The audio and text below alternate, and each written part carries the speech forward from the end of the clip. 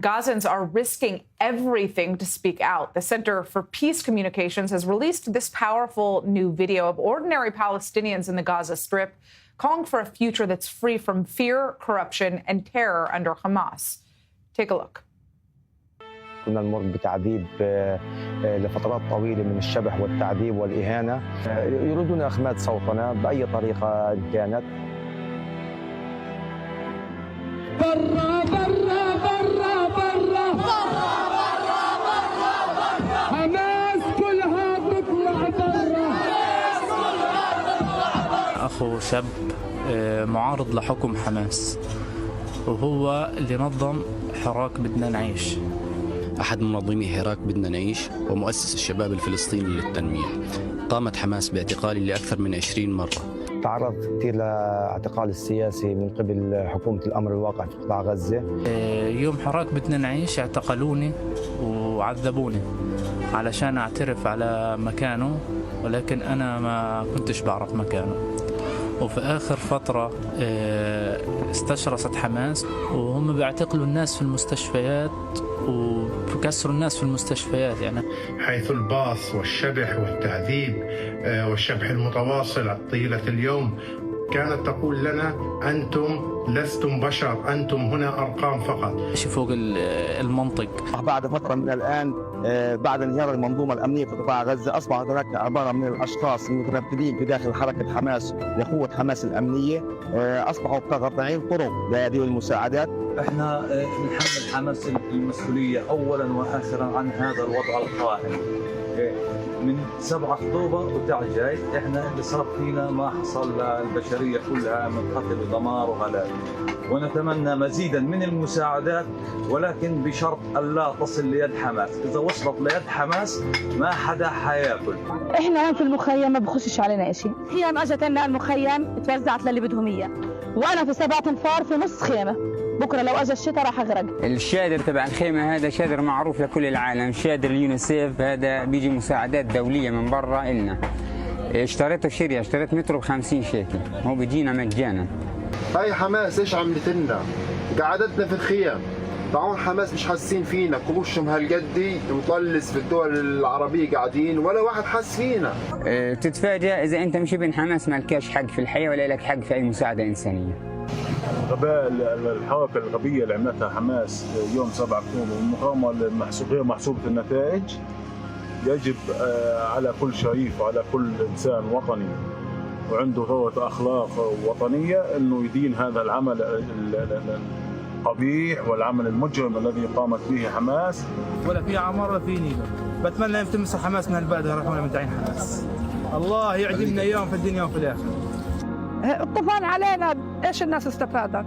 ولا استفدنا حاجه، بس تخربط ديارنا، واللي صايب الصايب، واللي استشهد استشهد، واللي اتدمر اتدمر. احنا هيك حماس بتعاملنا واحنا مسلمين فلسطينيين، فكيف بدها تعامل مخطوفين الاسرائيليين؟ واحنا بنناشد العالم كله بتخليصنا من حماس، لانه احنا بدنا نعيش بسلام مع الاسرائيليين. أريد أن أقول شيء، أننا لا نريد أن نرى حكم حماس يعود إلينا من جديد. All right, well, joining us now is Joseph Broad. He is the president of the Center for Peace Communications. You have just released this powerful video of Gazans speaking out against Hamas. How were these testimonies gathered, and what kind of risks did these individuals take to share their voices? I mean, we don't often see Gazans willing to speak in front of the camera like we did see so plainly here. Our organization maintains a ground-level presence inside Gaza for years now, since well before October 7th. We built bonds of trust with hardened anti-Hamas activists, including those who took to the streets in over 1,000 in number to protest Hamas as early as 2019. And these are brave people who are speaking out, and speaking out for a much larger number of Gazans who don't want Hamas ever to return as a governing actor in the Strip, and feel that they have no choice at this point but to face the camera and ask the world to listen to them. What risks are they potentially now facing in doing so? And what does this tell us about the internal reality in the Gaza Strip? We've seen, and you've covered, incidents in which Hamas has gone after abducted, tortured, broken the legs of, and at times killed dissidents who represent the so-called We Want to Live movement, who have organized street demonstrations over the past few months. They feel threatened by any alternative voice that raises its head in the Strip. It is the true threat to Hamas's survival, political alternatives to its iron rule. And so what this says is that people are standing up with increasing courage and boldness. And this is boldness that arises from despair. They feel that the world is conflating Hamas with Gazans generally, and is somehow whitewashing or erasing the commanding role that Hamas has played in driving this conflict and its perpetuation. And so they want to challenge that narrative. Joseph, would you say that this is reflective of the masses in Gaza? I mean, the most recent polls that we know that came out of the Gaza Strip back in May suggested that 38% of the Gazan public still supports what took place on October 7th. And of course, we know that it is because of Hamas's attack on October 7th that we are now seeing this mass devastation following Israel's response.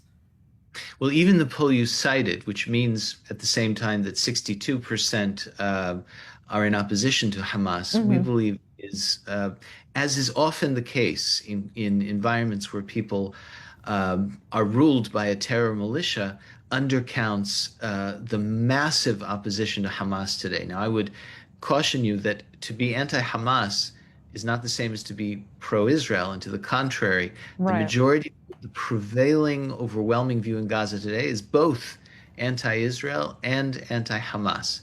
There is a minority, and you've seen a moment from reflecting it in the video, that wants and stands up for the principle of coexistence. They believe the best way forward for the future of Gaza is partnership with Israel and all its allies to rebuild the Strip. But they are joined by a substantial minority when the question comes to the binary question of whether Hamas should ever be allowed to rule again. And that number is vast in Gaza. And what you've just seen reflects that prevailing view. We have our senior Middle East correspondent, Ariel Oster, on here with us. Now, we were discussing this video earlier, Ariel, and I know that you had a question that you had wanted to ask Joseph about this. Yeah, Joseph, first, good to see you, and very important to bring these voices. I know personally that some of them are being hunted down by Hamas, and they go to extreme personal risk to voice their position to the world. So thank you for bringing these important voices. You at the Center for Peace Communications, you drew up a plan of the so-called safe zones that would show the prospect of the IDF kind of cleaning out areas from Hamas and then providing safety for Gazans for self-rule in specific pockets. Now, is this a scenario that is viable if Israel moves forward with the plan to conquer, to fully occupy Gaza? Is this something that could potentially lay the groundwork for a plan such as these safe zones that you've drawn up in the past? And just to add to that, what are you hearing from Gazans on the ground that you're in contact with in regards to these alleged plans to occupy the Gaza Strip? So actually, your two questions are nicely related.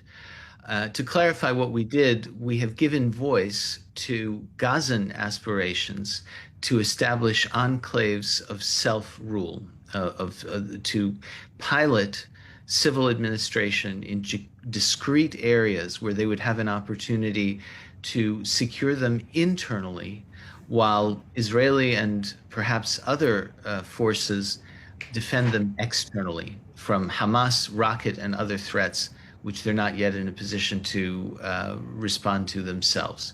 So since we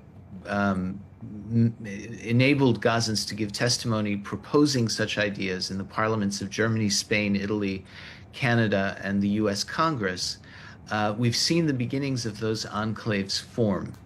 Some have been reported on. We've enabled those people to speak out, and others are yet to emerge publicly.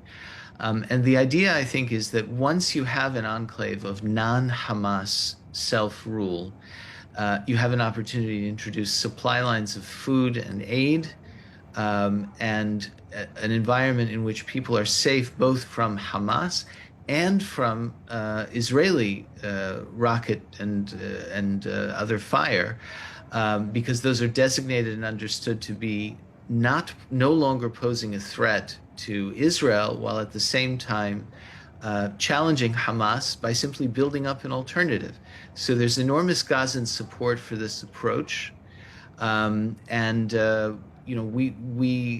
we see these efforts beginning to bear fruit. That's the trend that we see, and as the word spreads that they are increasingly viable, more and more Gazans want to move into the safety of those areas. Can you say how many of these areas, without specifying where, because you emphasize the discrete nature of these, can you say how many of these areas are currently operating inside the Gaza Strip? I don't think that the number of areas, and there would be sensitivities to putting a number to them, is as relevant as the fact that there is a small number of pilot initiatives to this effect that range from a neighborhood or two to a larger expanse of territory held by a proper militia, or the beginnings of one. I think they lack for international support. Now, some people say, well, this, needs not to be in lieu of a larger concerted plan to bring alternative self-rule to the whole of Gaza. Obviously, efforts to get there have stalled for a range of political, military, and logistical reasons. But in the meantime, no one should, except for Hamas, should feel threatened by the prospect of these enclaves. They may eventually become the core building blocks of a larger settlement, but in the meantime, they're better than nothing. From a humanitarian level, they're a start, and it's important to give them a chance to develop, regardless of your vision of the ultimate outcome of this war. All right, Joseph Broad, I'd like to thank you so much for joining us. Really fascinating to hear your perspective and obviously to see this video. And I'm sure that we'll be having you back on soon again with continued updates from those you have in contact with on the ground in Gaza.